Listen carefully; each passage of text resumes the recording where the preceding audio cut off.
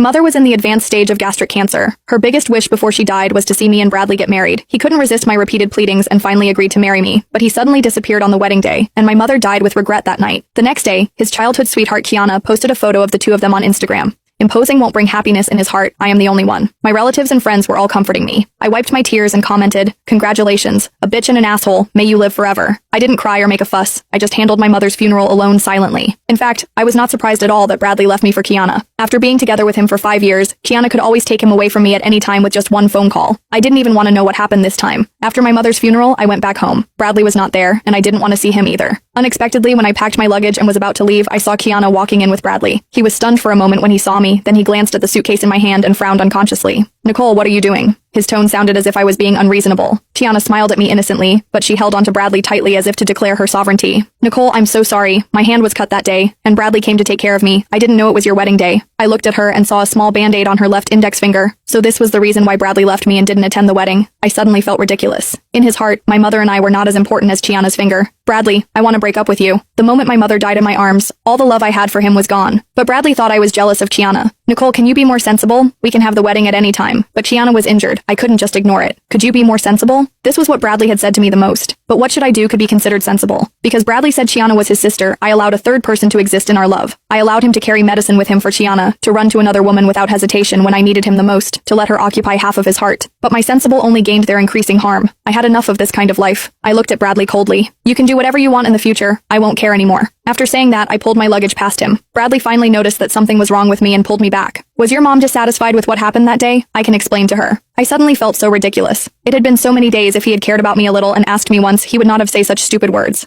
I pried his hand away. "There's no need." I had always been cautious, gentle, and ingratiating myself with Bradley, and had never been as indifferent as I am now. Bradley looked at my back, his eyes stunned for a moment. After coming to his senses, he was about to chase after me, but was stopped by Kiana. "Bradley, this is not your fault. If her mother hadn't pretended to be sick, how could you have been forced to marry her?" I felt like something exploded in my head. Before I realized, I had already slapped Kiana in the face. Bradley, who originally felt guilty towards me, suddenly changed his expression. He subconsciously protected Kiana behind him. His eyes were cold. "Nicole, what are you doing?" I glared at Kiana. "You'd better keep your mouth clean." Kiana was aggrieved. "Was I wrong? If your mother hadn't pretended to be sick and threatened Bradley, how could he marry you?" I looked at Bradley. "Do you think so too?" He didn't answer, but I got the answer from his eyes. Half a year ago, my mother was diagnosed with advanced gastric cancer. She knew she didn't have much time left, and her greatest wish before she died was to see me marry the person I loved and have a good husband. In order to let my mother rest in peace, I begged Bradley desperately and even knelt down in front of him to ask for this wedding. But he thought my mother was pretending just to force him to marry me. Maybe he always looked down on me from the bottom of his heart.